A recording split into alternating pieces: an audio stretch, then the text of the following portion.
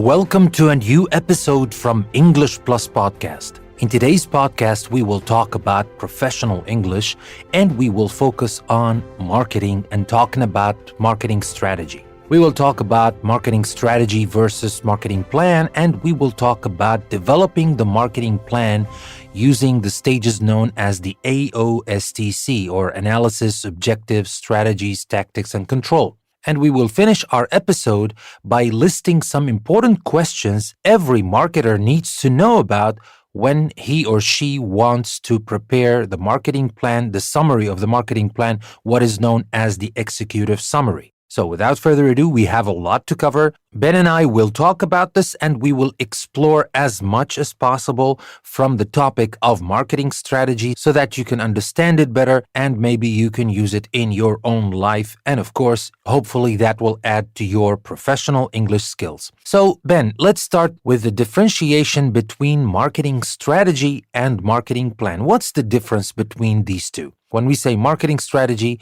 and marketing plan? Well, a company's marketing strategy describes how it will position itself and the products it sells or the services it provides in the competitive marketplace. The strategy includes a discussion of target markets, product and pricing policies, and proposed marketing and promotional initiatives. The company marketing plan is a little bit different. Of course, they are related and they affect each other. They're not separate, but the marketing plan is the written document which details the marketing methods selected, like advertising, price promotions, etc., and specific marketing actions or marketing activities, for example, a back-to-school promotional offer. And a company's marketing plan also examines the resources needed, both financial and human, to achieve specified marketing objectives, such as an increase in sales or a successful product launch over a given period of time. Okay, so that is in a nutshell the difference between marketing strategy and marketing plan. Now let's jump right in and talk about developing the marketing plan, because obviously this is more detailed and you can get actionable items from this plan. The strategy might be important as a guideline, of course, but the real juice is in the marketing plan.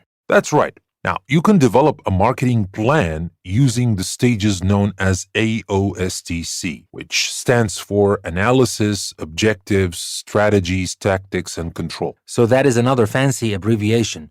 Yeah, you can call it a fancy abbreviation, but I understand that some people use fancy abbreviations and sometimes not in the right contexts. They talk about the SWOT, they talk about SMART, they talk about the USP, they talk about the 4Ps, 4Cs, etc. It's not just about being fancy. I know marketing and professional English is littered with those abbreviations, and you might argue that these are just fancy ways. Why don't you just say analysis, objectives, strategies, tactics, and control? Well, first of all, obviously, this is shorter. But the more important thing is that these are easy to remember. So when we talked in an earlier episode about the SWOT analysis, it's a lot easier to remember SWOT than to remember strengths, weaknesses, opportunities, and threats. You see, so these are not just a fancy way to talk about business English, but it's an easy way to talk about business English. But it is very important to point out some of those pretenders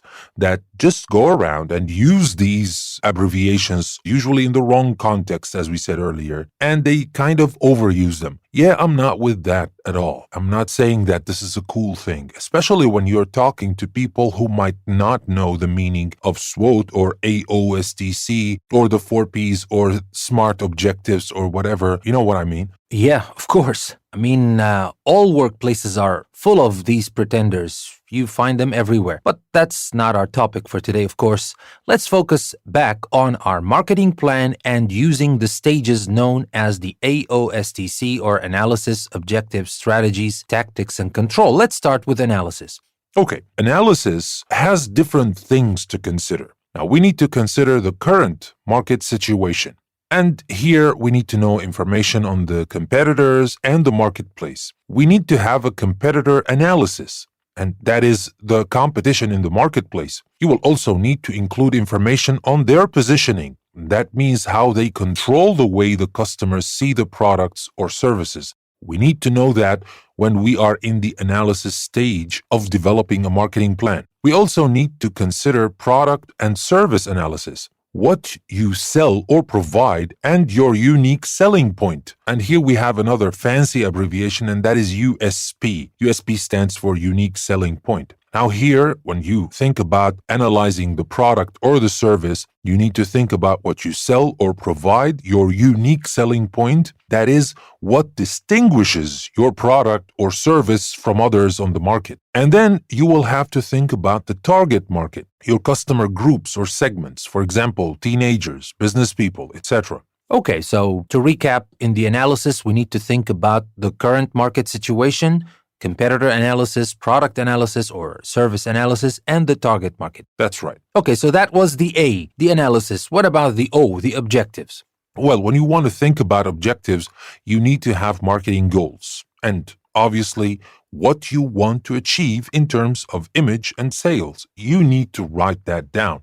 You need to know that beforehand because it's very easy to lose your way or to deviate from the plan if you don't have a clear marketing goal. And then, talking about objectives, it's very important to set SMART objectives. And here we have another acronym, but to be honest, this is one of the most important acronyms and it can be used in a lot of things, not only in marketing. Now, SMART is an acronym, so the letters stand for words. So the S stands for specific, M stands for measurable, A for achievable, R for realistic, and T for timed. The first one, the specific. When you want to set objectives, it's very important to be precise about what you are going to achieve. You need to be specific. And then this objective needs to be measurable. You need to quantify your objectives. It cannot just be floating in the air with nothing or no way to measure this objective. Then it needs to be achievable. You need to ask the question, are you attempting too much or too little? You need to be realistic. Do you have the resources to make the objectives happen? The manpower, the money, the machines, the materials, the minutes, do you have that?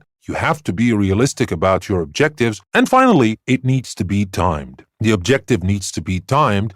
When will you achieve this objective? Within a month, by February 2030, whatever. So here, if your objectives can be specific, measurable, achievable, realistic, and timed, we can call them then SMART objectives. SMART. Okay, so I can see the SMART objective idea can work for a lot of things, even for personal objectives. That's right. Even when you want to think about something that is completely personal and not in the business world, it helps when you think about it this way. It doesn't mean that you can't dream and you have to be realistic or whatever, but it is important, at least even within the scope of your dream, to have steps. To get there, you need to define some steps, some milestones. And to get to these milestones, you need to have a vision. You need to make this milestone realistic for now. And later on, you can fly and become whoever you want. But there are some milestones that need to be specific, measurable, achievable, realistic, and most importantly, timed. All right, we talked about analysis, we talked about objectives. What about strategies? Well, strategies, that is the approach to meeting the objectives. Now you have your objectives, you have your SMART objectives. Now what about the approach? What is your strategy to get there? And here, strategies here, we're not talking about the marketing strategy that we talked about at the beginning of the episode. That's different. Here we're talking about the strategies, the approach that you have or you want to take to meet the objectives that you just created. Which market segment do you want to target? How will you target the segment? How should we position within the segment? That's very important. These are very important questions we need to ask ourselves if we want to create an effective marketing plan. So these are the strategies. And then we move on to talk about the tactics. The strategies, that's the approach, that's the guideline. And then we have the tactics, we have the specifics.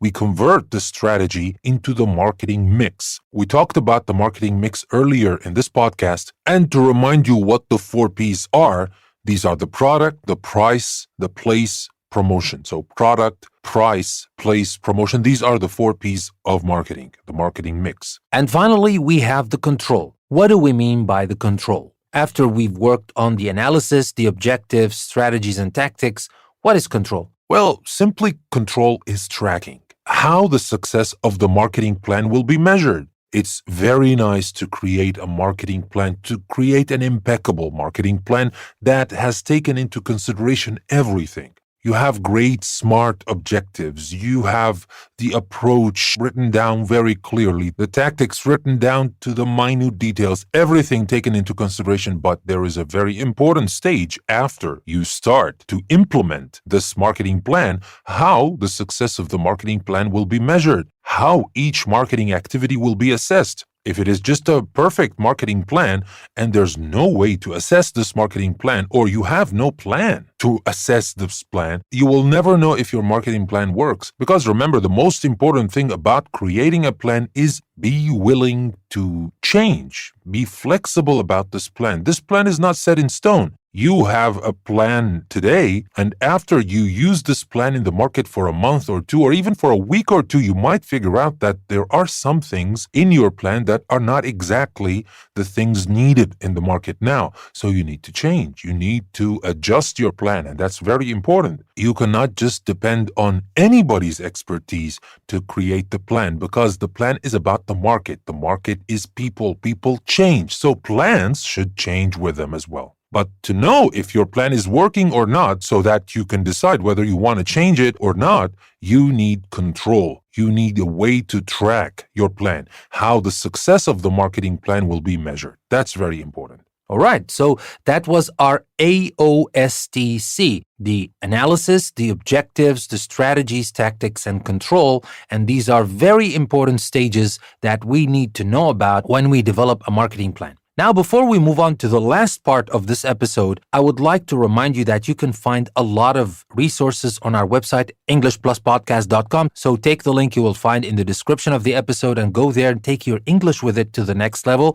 We have interactive activities. We have a PDF downloadable worksheet, anything we find suitable for our episodes so that you can practice and improve on the things we're learning here in our podcast. And of course, if you like the content we're creating and you would like to support us, there's another link that will take you to our Patreon page. You can become our patron and support English Plus Podcast, help us create more content and reach more people. Now, with that being said, let's get back to our very last part. And this part's very important, to be honest, because we will talk about some brainstorming questions. And this is very important because sometimes, yes, you might have an idea what you need to do, but it might help if you have a set of questions, a set of brainstorming questions that will help you create the marketing plan, a summary of the marketing plan, and that is known as the executive summary. So, Ben, what is the executive summary? Well, as you just said, the executive summary is a summary of the marketing plan, and it is included at the beginning of the document, which is the marketing plan document. Now, here I have prepared a list of questions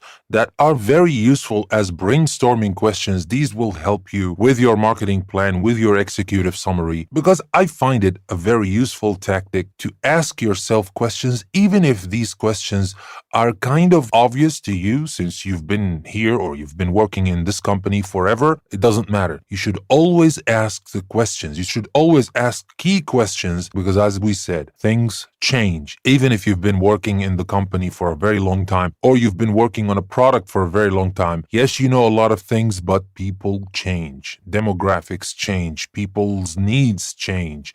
The marketing channels change. A lot of things change. So you need to keep up to date and ask yourselves these questions all the time. All right, so shall we start with the questions? Sure. The first question is, how can I best define my business?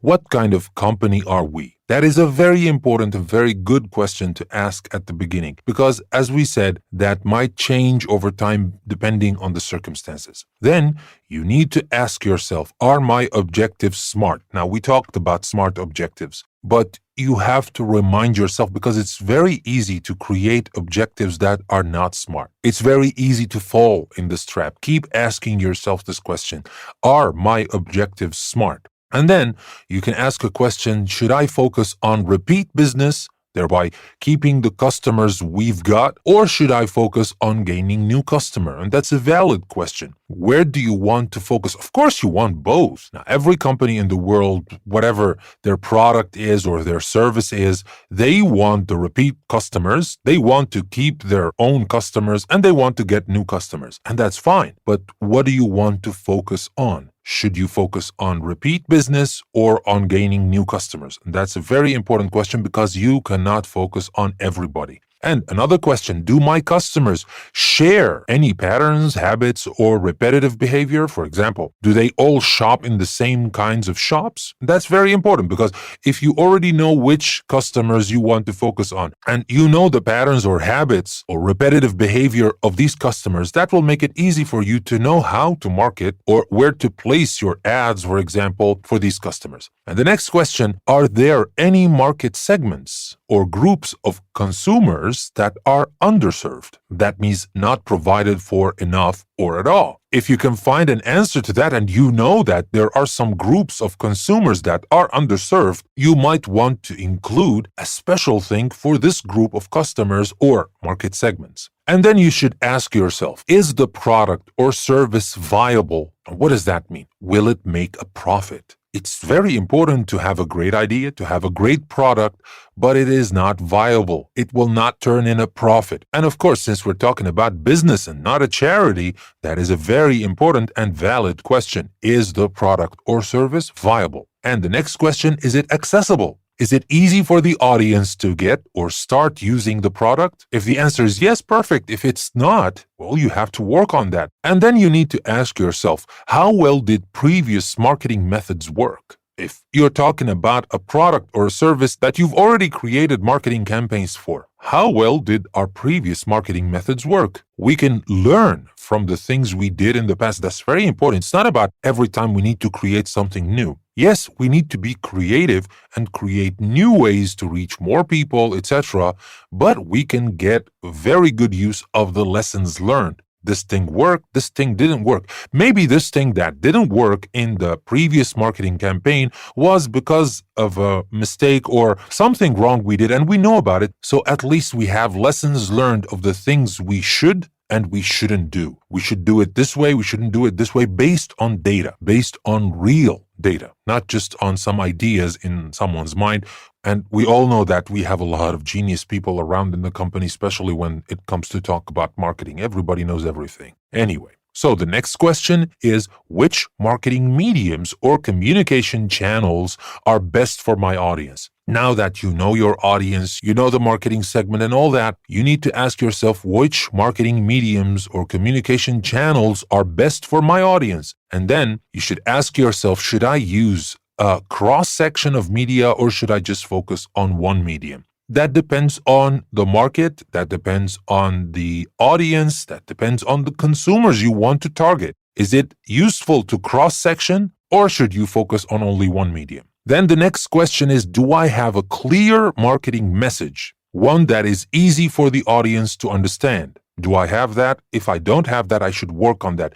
The message, the marketing message should be clear, should be easy to understand. Not for me as a marketing manager or as the marketing team. Yes, the marketing team understands that very well because they know the product, they know everything. But ask somebody who's never heard of the product, especially if you are marketing for new customers. Ask somebody who doesn't know as much as you do about the product and see if the message, the marketing message, is clear or not. Then ask another question, how can I ensure the same look and feel across all my adverts and marketing efforts to preserve the branding? Do I have a strategy for that or not? You cannot leave that for later, and you cannot leave that to the pure creativity of designers, because if you don't set rules for designers to follow, they might follow their creative ideas, and that will lead you to inconsistencies in your advertisements and other marketing efforts. So it's very important to have a clear idea of the brand, how it should look like, certain images, the colors, etc. And then ask yourself, can I time my marketing campaigns to coincide with seasonal sales or product launches, say, for example, Black Friday or certain product launches within the company? Can I time my marketing campaigns to coincide? And if I do that, will it help or not? And then the next question, how much is the cost compared to sales? Are we making enough money to cover our costs? Of course, remember, if it's not profitable, it is not useful. No matter how good your ideas are, you need to make enough money to cover the costs. And then, how much is the cost per consumer? You need to calculate that. You need to know how much per consumer, how much will it cost the company to get one consumer? That's a very important number to calculate or to think about at least. And then, do I have clear objectives so that I can measure the results? That is also like the SMART objectives, but also you should ask that about all objectives throughout your marketing campaign. And how can I get feedback from my audience? Which kind of market research should I carry out? Remember, as we said, you might have the perfect plan, but if you don't have ways to assess your plan, so you have no idea if it is working or not. These are some of the questions. I'm not saying these are all the questions you should ask yourself, but these are just example questions that you can ask yourself when you want to write a marketing plan or marketing strategy, etc. Well, I guess that was a comprehensive plan. And thinking about all these questions beforehand or even during working on a marketing strategy or a plan, I guess it's super useful. So that will be everything we wanted to share with you today. Thank you very much for sticking around. And we would like to remind you again that we have our website ready for you to take your English to the next level. We have activities, PDF downloadable worksheets, the show notes, the transcripts, depends on the content of every episode. But we have a post custom made for every single episode we create. So go to our website and take your English to the next level. And don't forget to support us on Patreon, become our patrons, and help us create more content and reach more people. With that being said, this is your host, Danny. I would like to thank you very much for listening to another episode from English Plus Podcast. I will see you next time.